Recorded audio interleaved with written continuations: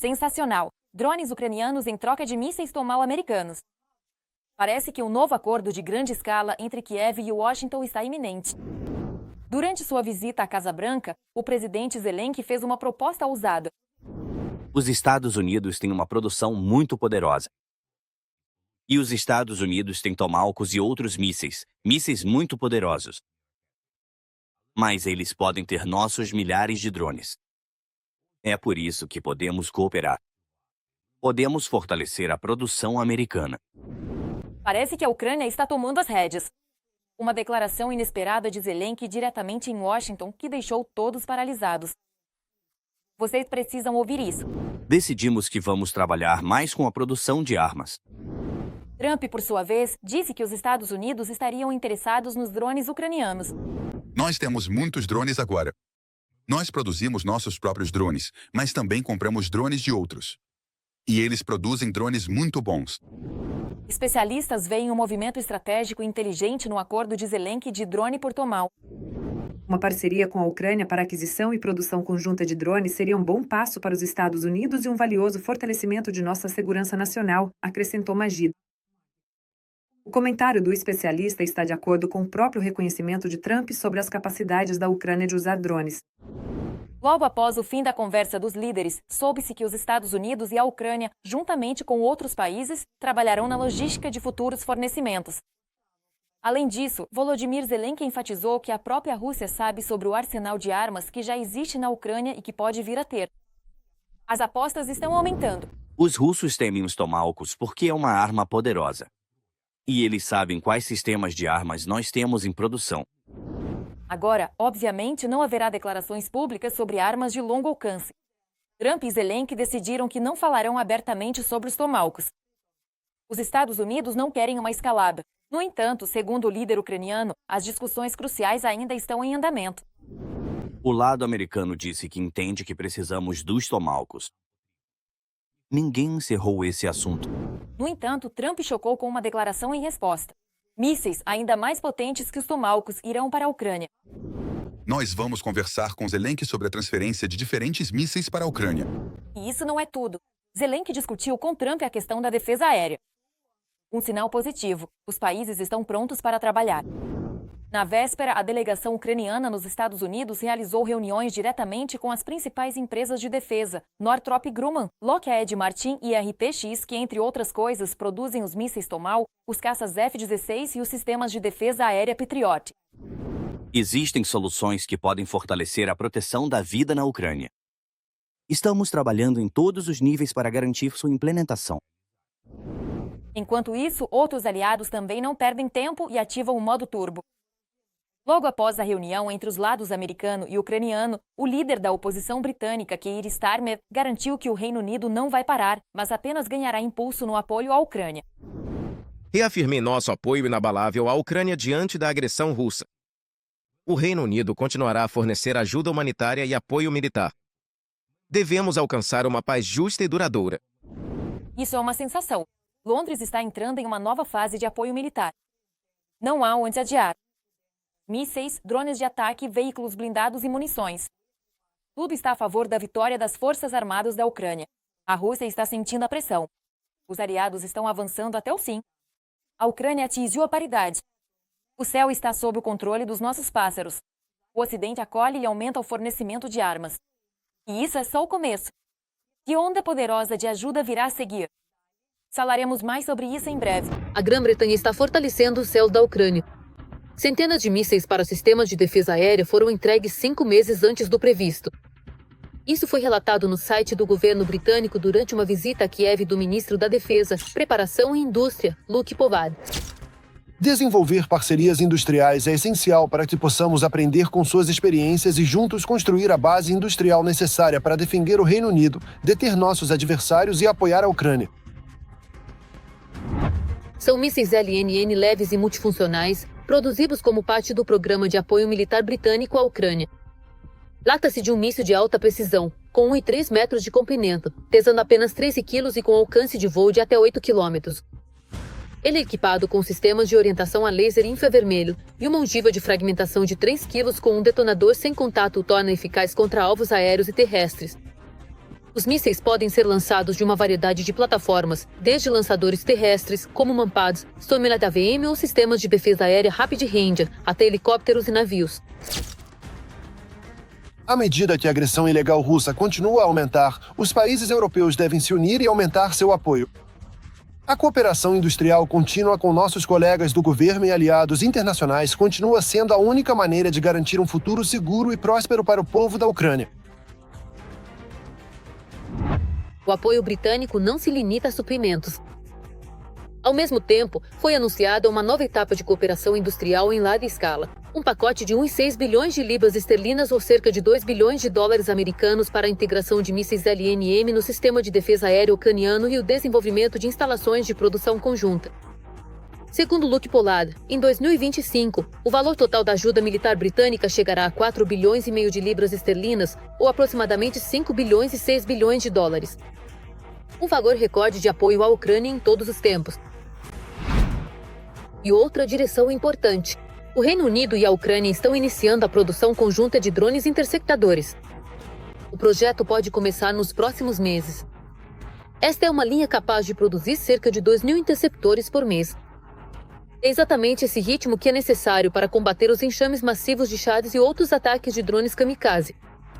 As primeiras linhas de produção serão localizadas na Grã-Bretanha, mas a estrutura do projeto será flexível para responder rapidamente às necessidades do fronte, se necessário, transferir as instalações de produção para mais perto da Ucrânia. O lado britânico promete envolver pesquisa e desenvolvimento, conhecimento especializado e tecnologias de produção modernas que atualmente faltam às empresas ucranianas. Não é apenas um contrato de fornecimento, é uma tentativa de criar para a Ucrânia suas próprias capacidades de defesa soberanas, equipamentos técnicos, apoio, treinamento e cadeias conjuntas de pesquisa e desenvolvimento. Paralelamente à Grã-Bretanha, os Países Baixos também anunciaram a assinatura de um memorando sobre a produção conjunta de drones. Os parceiros europeus estão formando uma cooperação industrial que deve funcionar não por meio de entregas únicas, mas de forma sistêmica, através de uma rede de produção, serviços e treinamento. Ou seja, se em termos de qualidade dos drones nós já alcançamos há muito tempo, digamos, russos, que na verdade são chales iranianos chineses, a questão era, conseguiríamos escalar a produção da mesma forma que o Irã e a China fizeram para a Rússia? Bem, acontece que conseguimos. Ou seja, com os drones de longo alcance, agora estamos perto da paridade não apenas na qualidade das máquinas, mas também na quantidade, o que neste caso é muito importante. Afinal, esta não é a escala de guerra que se pode vencer com ataques pontuais. Aqui, o que importa é a massividade dos ataques. É preciso exatamente. Bem, quando já falamos de números como uma redução de 20% em toda a indústria de refino de petróleo da Rússia, é aí que são necessárias essas escalas. E, finalmente, alcançamos essas escalas. Outros aliados da Ucrânia também estão preparando novos passos e apoio. Os Estados Unidos planejam continuar fornecendo armamentos modernos, sistemas de defesa aérea, artilharia e mísseis de cruzeiro, além de fortalecer a infraestrutura de defesa da Ucrânia. Segundo planos preliminares, em 2025 e 2026, o volume da ajuda militar pode chegar a vários bilhões de dólares. Entre os países europeus, a Alemanha e a França estão preparando o fornecimento de veículos blindados e munições, além de expandir o programa de treinamento para militares ucranianos em seus centros de treinamento. A Polônia e os países bálticos estão considerando a possibilidade de transferir equipamentos adicionais e realizar exercícios conjuntos para aumentar a prontidão de combate das tropas ucranianas. Além disso, os aliados estão trabalhando em planos para a integração a longo prazo de novos sistemas de defesa aérea e complexos de artilharia, para que a Ucrânia possa criar uma rede de defesa estável e se preparar para uma potencial escalada por parte da Federação Russa. No âmbito da ajuda humanitária, está prevista a expansão de programas de restauração de infraestrutura, apoio médico e treinamento de especialistas para trabalhar em condições de crise. A Alemanha também não fica para trás. Agora, Berlim entrou com força e está elevando o complexo militar industrial ucraniano a um nível sem precedentes. Bilhões de euros do Tesouro Alemão estão fluindo para as forças armadas ucranianas, e isso está mudando fundamentalmente o curso da guerra. Os leopardos estão destruindo a linha de frente. O Kremlin está sentindo uma pressão tremenda. É impossível esconder isso mais. Um golpe decisivo está sendo preparado. Como será? E abrimos a cortina no material abaixo. A Ucrânia receberá mais 2 sistemas Patriot da Alemanha até o final de 2025. Berlim fornecerá sistemas modernos de defesa aérea Kiel com o apoio de parceiros noruegueses. O fortalecimento da defesa aérea ucraniana e o fornecimento de mísseis também foram discutidos por Volodymyr Zelensky com o chanceler alemão Friedrich Merz durante uma reunião à margem da cúpula da Comunidade Política Europeia em Copenhague. Separadamente, foi discutida a implementação da iniciativa Lista de Requisitos Prioritários da Ucrânia, que permite a compra de armas americanas com apoio financeiro dos países membros da aliança. Em particular, a Alemanha já financiou o 3º pacote. A Alemanha é uma das líderes na transferência de equipamentos de defesa antiaérea para o lado ucraniano. Estes são, respectivamente, sistemas de mísseis antiaéreos Patriot, bem, além de mísseis Patriot, PAC-2, PAC-3. Este é o IRIS-T. Além disso, é importante ressaltar que chetas também são transmitidos além disso. Estes são novamente equipamentos de defesa aérea de curto alcance. É muito notável que o lado alemão esteja criando um sistema de defesa aérea escalonado. A Alemanha é o maior doador europeu de assistência militar à Ucrânia, apoiando o povo ucraniano para que eles possam defender sua liberdade hoje e impedir agressões no futuro. Além dos sistemas de defesa aérea, a Alemanha entregou veículos blindados pesados ao lado ucraniano, nomeadamente os tanques Leopard 2 e Leopard 2A6. Este é um dos tipos modernos de veículos blindados de sua classe. Além disso, e, consequentemente, trata-se da transferência de veículos de combate de infantaria. Além disso, a Alemanha, em cooperação com a Dinamarca, financia a transferência dos meios de destruição para o lado ucraniano. Estamos falando do ACS Sudza. Separadamente, vale lembrar da empresa alemã Rheinmetall. É o maior fabricante mundial de projéteis de artilharia. Foi a Alemanha que assumiu a liderança no fornecimento de projéteis de artilharia de 155 mm. Em setembro, Berlim lançou uma nova iniciativa para comprar drones de longo alcance junto com a indústria de defesa ucraniana por 300 milhões de euros. Foi a Alemanha que propôs a primeira fórmula inovadora na época de apoio à indústria militar ucraniana e financiamento de programas de armas de longo alcance, principalmente balística ucraniana e produção de drones de ataque. O valor alocado é de cerca de 1,9 bilhão de dólares. Essa quantia é suficiente para, consequentemente, a expansão da produção de drones de ataque do programa balístico ucraniano, mais conhecido como Flamingo. Além disso, a Alemanha passou para a próxima fase de assistência militar à Ucrânia, que prevê a compra de armas por Berlim para Kiev de fabricantes ucranianos, bem como a produção conjunta. A Alemanha entende perfeitamente que os planos da Federação Russa incluem a expansão do teatro de operações militares, inclusive no continente europeu. E o primeiro país que terá de enfrentar a ameaça de uma invasão russa será diretamente a Alemanha. Trata-se da região de Kaliningrado. É a antiga Prússia, que, consequentemente, está temporariamente sob o controle da Federação Russa. Desde o início da guerra, o governo alemão forneceu à Ucrânia ajuda no valor de mais de 50 bilhões de euros. Se em 2022 a Alemanha gastou 1,6 bilhão de euros em ajuda à Ucrânia, já em 2023 esse valor foi de cerca de 5 bilhões de euros. E, consequentemente, em 2024, esse valor já era de cerca de 7,5 bilhões de euros. Para 2025, está previsto um montante de ajuda técnico-militar à Ucrânia de cerca de 9 bilhões de euros. Além disso, um item separado é o financiamento da produção do programa balístico ucraniano e dos drones ucranianos de longo alcance para atingir alvos. A Alemanha desempenha um papel importante na defesa coletiva da OTAN, lidera as forças terrestres avançadas da aliança, realiza patrulhamento aéreo sobre o Mar Báltico e também garante a segurança no mar, protegendo infraestruturas críticas e rotas de transporte estratégicas.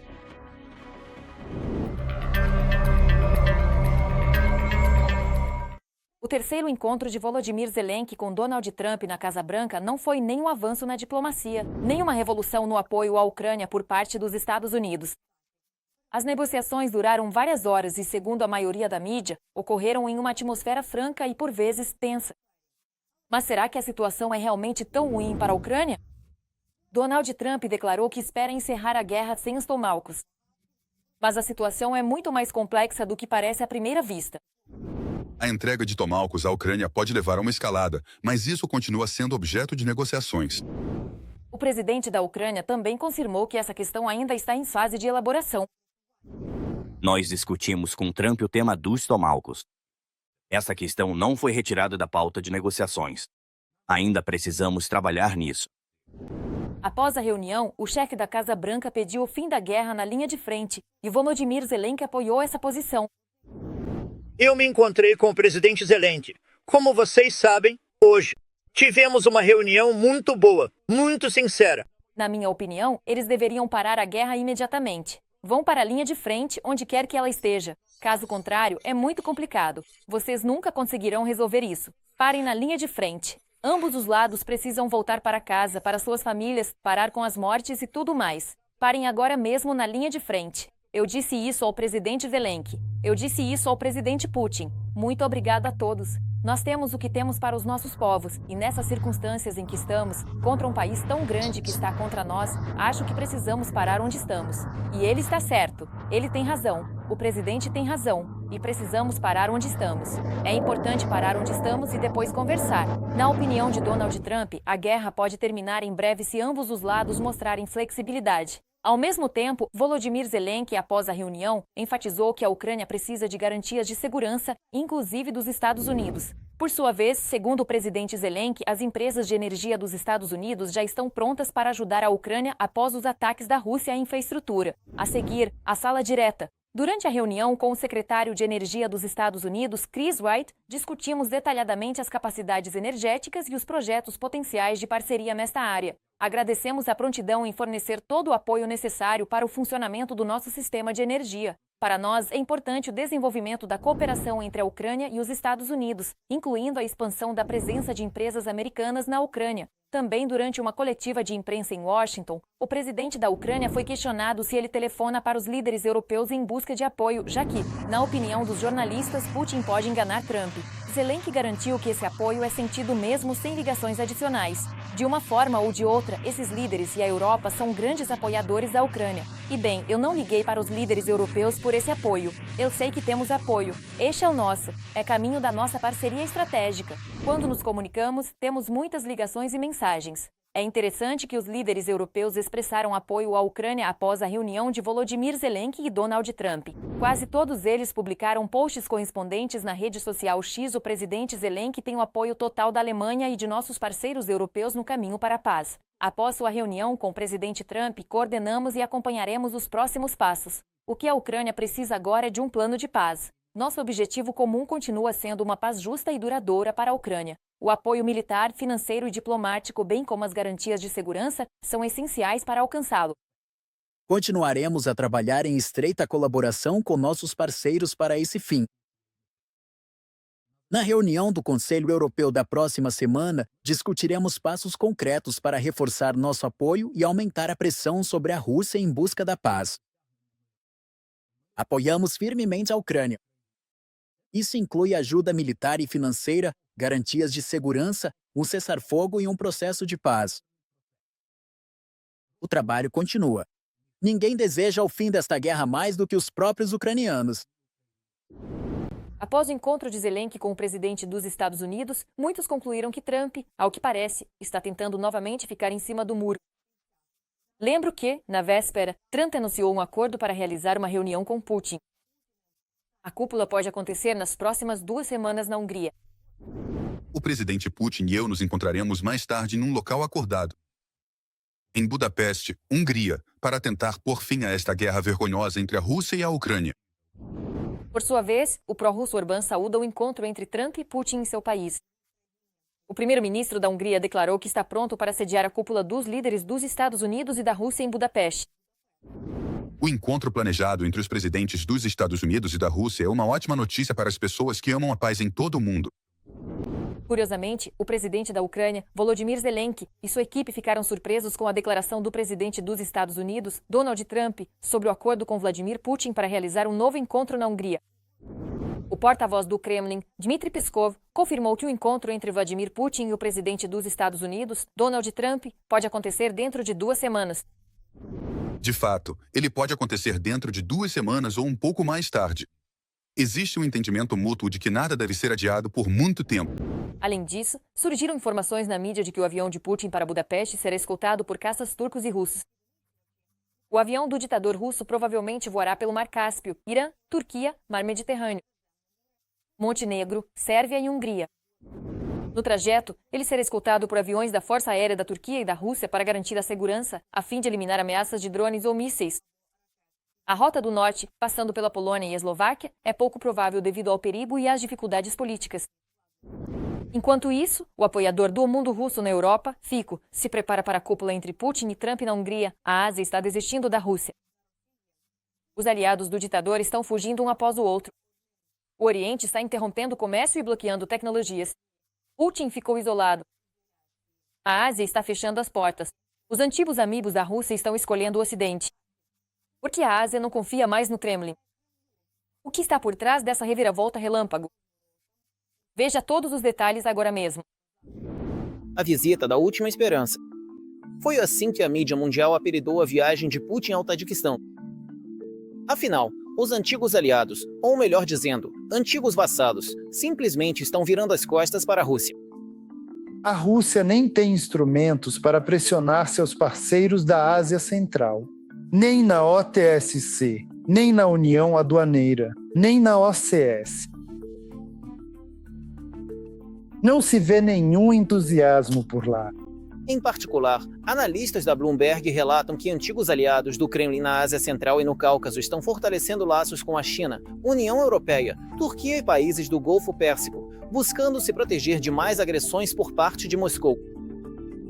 E tudo isso por causa do ataque à Ucrânia. Assim, Putin declarou de fato que está pronto para usar a força para recuperar qualquer território, que um dia esteve sob influência da URSS. Mas essas conclusões da mídia ocidental estão longe de serem fundadas. Hoje, o Azerbaijão, sem dúvida, lidera pelo exemplo de como lidar com Moscou entre os antigos aliados. A recusa de ir ao desfile de Putin, a busca por outros garantidores de segurança, principalmente a procura de outros mercados no comércio internacional, tudo isso reflete a posição atual de Baku. Nem mesmo o reconhecimento prévio de Putin ajudou. Dizem que foi o sistema de defesa aérea dele que, no final do ano passado, derrubou um avião azerbaijano sobre a Chechênia. Parece que nem mesmo essas declarações podem mais salvar o relacionamento. Pela primeira vez na história desse espaço pós-soviético, vemos um país que é bastante próximo de Moscou, um país que é bastante leal. E um país com um regime político semelhante, que não seguiu um caminho diferente como a Ucrânia, a Geórgia ou a era Saakashvili, como ele age de uma forma diferente do que era costume agir. Ou seja, ela critica publicamente a Rússia e não apenas critica, mas apoia sua crítica com ações correspondentes, semelhantes à forma como a Rússia age com os cidadãos deste e de outros países. O desejo de viver de forma independente está sendo declarado cada vez mais abertamente pelos países da Ásia Central. Por exemplo, alguns dias atrás, falando na ONU, o líder do Quirguistão declarou que o país agora vai construir relações internacionais sem levar Moscou em consideração. Posso dizer com confiança que hoje começou o processo de formação de uma nova Ásia Central. Graças à sua coesão, estabilidade e identidade regional crescente, ela ocupa um lugar cada vez mais sólido no sistema de relações internacionais, como um sujeito independente. Os Estados Unidos também estão colocando lenha na fogueira das relações russo-asiáticas. Assim, Donald Trump declarou estar pronto para afastar mais um território da influência da Rússia, o Uzbequistão. O chefe da Casa Branca anunciou acordos alcançados entre representantes das grandes empresas dos Estados Unidos e o governo do Uzbequistão. As empresas vão investir $1 bilhão em prospecção geológica e no desenvolvimento de jazidas de minerais críticos no Uzbequistão.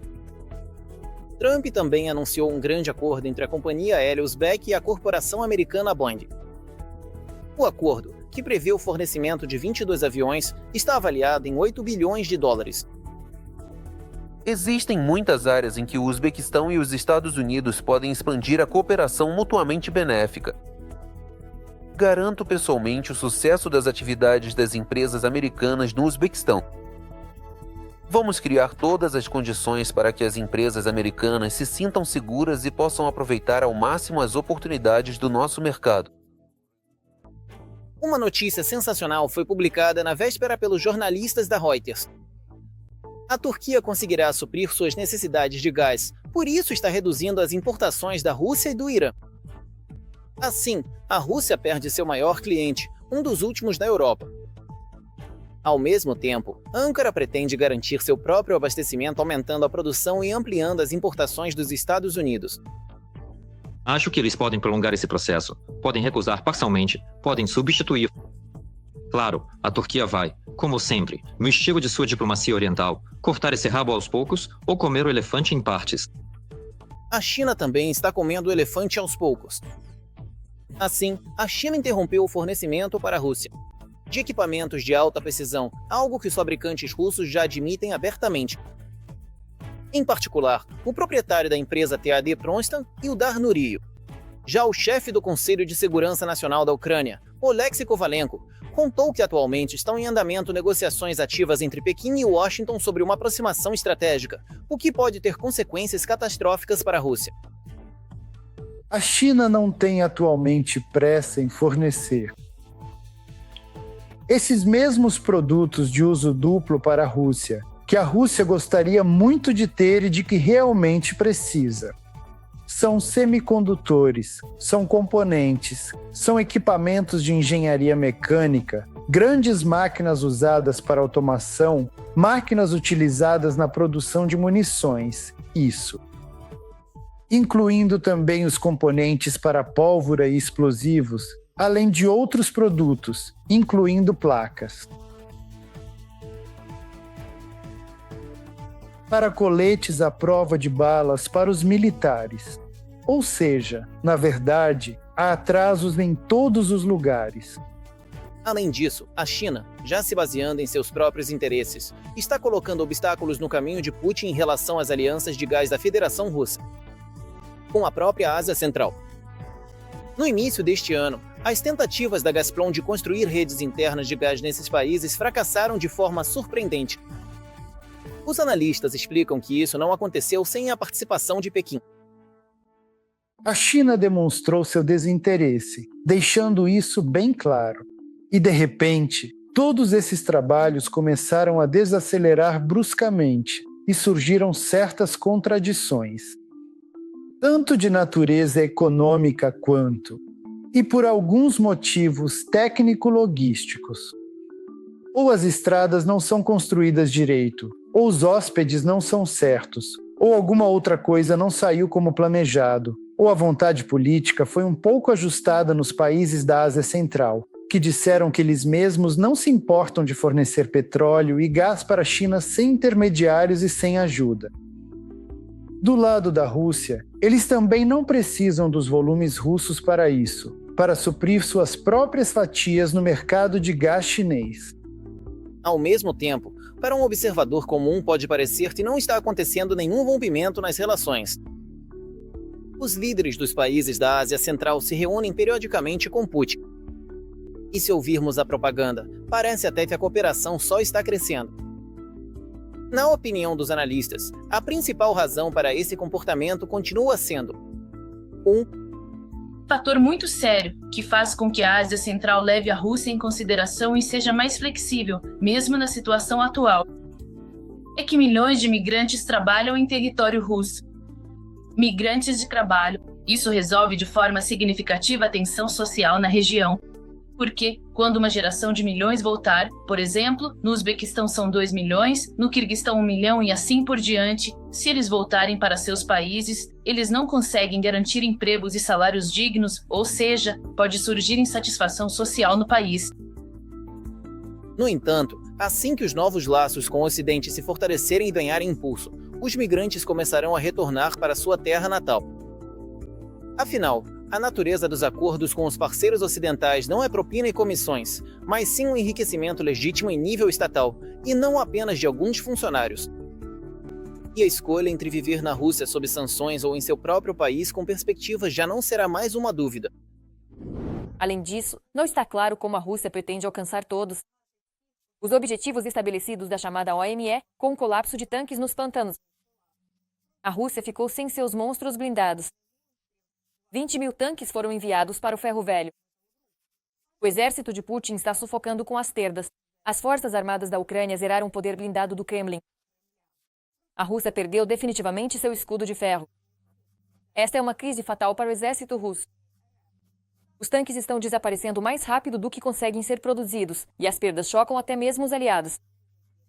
O império de aço do tipo bunker está desmoronando. Sobre as causas e consequências da crise dos tanques enfrentada pelos ocupantes, a seguir. Pilotos do 3º Esquadrão de Ataque destroem um tanque russo com 2 drones, que estava escondido em uma plantação de árvores. Um dos drones entra direto no cano. No último ano, vídeos mostrando a destruição de tanques se tornaram bastante raros, já que as forças armadas da Ucrânia eliminaram uma enorme quantidade de equipamentos dos ocupantes. O exército russo está praticamente sendo forçado a realizar ataques a pé ou de motocicleta. Estão acabando os veículos de combate de infantaria, os tanques, e eles têm que colocar a infantaria simplesmente em motos e em veículos civis sem blindagem. Desde o início da invasão em grande escala, as forças armadas da Ucrânia destruíram mais de 11.000 tanques russos. Esses são dados do Estado-Maior do Comando Ucraniano. No estoque das forças armadas da Federação Russa restou apenas 1/3 dos tanques que estavam lá antes do início da invasão da Ucrânia. Após 3 anos de guerra, Moscou gastou tanto suas reservas de tanques que, segundo relatos, elas estão praticamente esgotadas. Embora a Ucrânia insista que não há problema em reabastecer os tanques, vale notar que, em 2022, as reservas de tanques da Rússia eram mantidas em 24 bases por todo o país. E hoje, apenas 9 dessas instalações continuam em funcionamento. Peter Sushiv é analista militar. A Federação Russa reduziu significativamente o uso de tanques da era soviética na linha de frente, porque a zona cinzenta está repleta de drones ucranianos, para os quais os tanques são presas fáceis. Os dados sobre a perda da maioria dos tanques na guerra contra a Ucrânia desde dezembro de 2022 também são confirmados pelo Instituto Americano para o Estudo da Guerra. A Rússia ainda possui 46% de seus estoques de tanques do período pré-guerra, 42% de seus estoques de veículos de combate de infantaria do período pré-guerra e 48% de seus estoques pré-guerra de transportes blindados de pessoal. Imagens de 8 depósitos militares russos aparentemente mostram que a Rússia esvaziou a maior parte de seus estoques, veículos e, segundo uma fonte nas redes sociais, estima-se que a Rússia provavelmente esgotará seus estoques restantes de tanques e veículos blindados até o final de 2025. A Rússia pode ter veículos blindados e tanques adicionais em armazenamento coberto.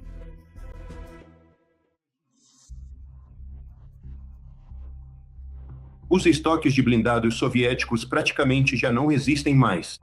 Cerca de 60% dos blindados soviéticos que estavam armazenados em depósitos de longa duração no território da Federação Russa foram praticamente destruídos pelas forças de defesa da Ucrânia. O Kremlin, em mais de 3 anos de guerra, retirou da reserva a maior parte dos tanques. Esses veículos saíram dos depósitos para os estoques e depois foram para a linha de frente, onde foram destruídos, capturados ou abandonados. Os recursos e esforços gastos na recuperação desses veículos não se pagaram e não trouxeram o resultado desejado no campo de batalha. Agora, simplesmente não há mais a quantidade necessária de equipamentos.